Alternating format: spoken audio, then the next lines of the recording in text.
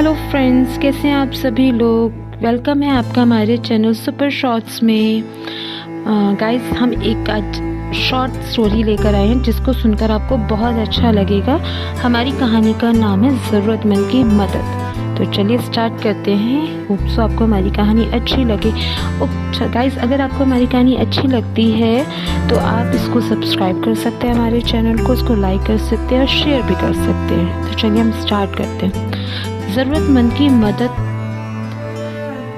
की मदद तो सभी करते हैं और सभी ने की भी होगी। किसी ज़रूरतमंद की मदद करना अच्छी बात है, लेकिन इस कहानी में जिस तरीके से मदद की है वो तरीका बहुत ही अच्छा है और दिल को छू ले ऐसा है। ये कौन सा तरीका है, ये जानने के लिए आपको सुननी होगी ये कहानी। एक लड़का पैदल किसी रास्ते पे जा रहा था। उस लड़के ने देखा कि सामने वाले बिजली के खंभे पर कागज़ की पर्ची चिपकी पड़ी है और उस पर्ची में कुछ ऐसा लिखा हुआ है। जो लड़का थोड़ा नज़दीक जाकर पर्ची में लिखा है वो देखने लगता है। उस कागज़ की पर्ची पे लिखा था, कल इस रास्ते से गुजरते वक्त मेरे 100 रुपये कहीं गिर गए थे।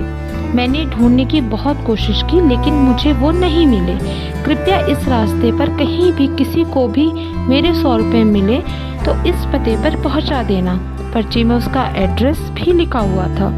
लड़के को ये पर्ची पढ़कर उस एड्रेस पे जाने का मन करने लगा। वो लड़का उस एड्रेस पे जाने के लिए आगे बढ़ने लगा। उस एड्रेस पे जाकर लड़के ने देखा कि वहाँ पर एक झोपड़ी है। लड़के ने बाहर से आवाज़ लगाई तो उस झोपड़ी में से एक वृद्ध औरत लाठी के सहारे बाहर आने लगी। लड़के को पता चल गया कि वो वृद्ध औरत सिर्फ अकेली ही इस झोपड़ी में रहती है। वो लड़के ने उस वृद्ध औरत को कहा कि माँ जी, आपके 100 रुपये जो गिर गए थे वो मुझे मिले हैं, ये रहे आपके 100 रुपये। उस लड़के की बात सुनकर वो वृद्ध औरत रोने लगती है और कहती है कि बेटा, अब तक करीब 15 से 20 लोग मुझे 100 रुपये देकर जा चुके हैं। बेटा, मुझे ठीक से दिखाई भी नहीं देता और मुझे तो पढ़ना लिखना भी नहीं आता है। पता नहीं किसने मेरी ऐसी हालत देखकर मेरी मदद करने के लिए ऐसा किया है। लड़के ने 100 रुपये रखने के लिए कहा तो वो वृद्ध औरत मना करने लगी। लड़के के बहुत आग्रह करने के बाद आखिर में वो वृद्ध औरत मान जाती है, लेकिन वो उस लड़के से कहती है कि तुम जाते वक्त वो पर्ची वहाँ से फाड़ के फेंक देना। मुझे पता नहीं कि किसने मेरे पे तरस खाकर ऐसा किया है। लड़के ने कहा, माँ जी, आप इस बात का फिक्र मत करना, मैं वो पर्ची फाड़ दूंगा। अब वो लड़का उस वृद्ध औरत के घर से निकल जाता है। थोड़ी देर चलने के बाद उस लड़के ने सोचा कि आखिर मुझसे पहले आए हुए उन 15-20 लोगों को भी इस माँ जी ने वो पर्ची फाड़ने के लिए कहा होगा, लेकिन उनमें से किसी ने भी पर्ची नहीं फाड़ा, तो मैं क्यों फाड़ दूं?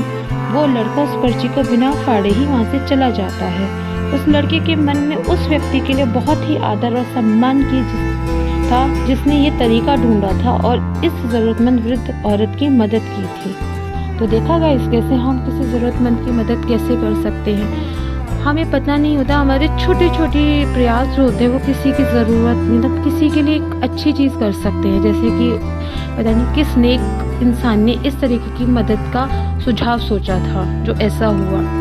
तो हम इसी तरीके की इंटरेस्टेड कहानियाँ आपके लिए लाते रहेंगे। आप जुड़े रहिए हमारे चैनल सुपर शॉर्ट से। Thank you.